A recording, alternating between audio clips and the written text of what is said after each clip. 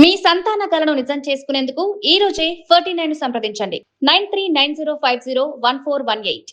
తెలంగాణ రైతులకు భారీ good news. Rythu Bharosa నిధుల విడుదలకు ముహూర్తం ఫిక్స్ అయింది. ఈ నెల 26 నుంచి రైతు భరోసా నిధులు లబ్ధిదారుల బ్యాంక్ అకౌంట్లో జమ కానున్నాయి. రాబోయే వానాకాలం ఖరీఫ్ సీజన్ కు సంబంధించిన పెట్టుబడి సాయాన్ని విడుదల చేయాలని సీఎం రేవంత్ రెడ్డి నిర్ణయం తీసుకున్నారు. వర్షాకాలం సీజన్ మొదలైన క్రమంలో తక్షణమే నిధులు విడుదల చేయాలని వ్యవసాయ ఆర్థిక శాఖ అధికారులను సీఎం రేవంత్ రెడ్డి ఆదేశించారు. ఈ మేరకు 1.5 కోట్ల ఎకరాలకు 6,000 చొప్పున అందించేందుకు 9,000 కోట్ల రూపాయలు అవసరమవుతాయని ప్రభుత్వం అంచనా వేసింది. ఈ నిధులను వ్యవసాయ శాఖకు విడుదల చేయాలని సీఎం రేవంత్ రెడ్డి అధికారులను ఆదేశించారు.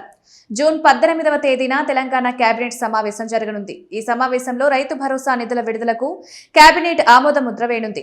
కేబినెట్ ఆమోదం అనంతరం నిధులు విడుదల ప్రాసెస్ ప్రారంభమవుతుందని అధికారులు చెబుతున్నారు.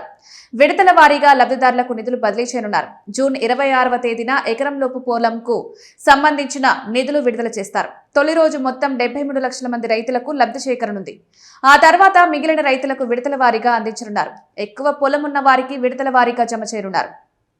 నేరుగా వీటిని బ్యాంక్ అకౌంట్లలో జమ చేయనున్నట్లు ప్రభుత్వం స్పష్టం చేసింది.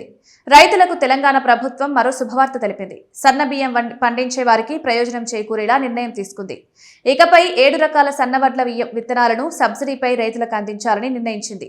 ఈ మేరకు రైతు వేదికల్లో అందుబాటులో ఉంచాలని అధికారులను రేవంత్ ఆదేశించారు. రైతు వేదికలు కేవలం సమావేశాలకే పరిమితం కాకూడదని, ఆ వేదికలు రైతుల కోసం సేవా కేంద్రాలుగా తీర్చిదిద్దాలని రేవంత్ ఆదేశాలు జారీ చేశారు. ఈ వేదికల వద్ద వ్యవసాయ, రెవెన్యూ, పోలీస్ విభాగాల నుంచి ఒక్కో అధికారి ఎప్పుడూ అందుబాటులో ఉండాలని సూచించారు. వీటి పర్యవేక్షణ బాధ్యతలను అదనపు కలెక్టర్లు చూసుకోవాలని రేవంత్ తెలిపారు. సన్నవడ్లకు ప్రభుత్వం బోనస్ అందిస్తోందన్నారు.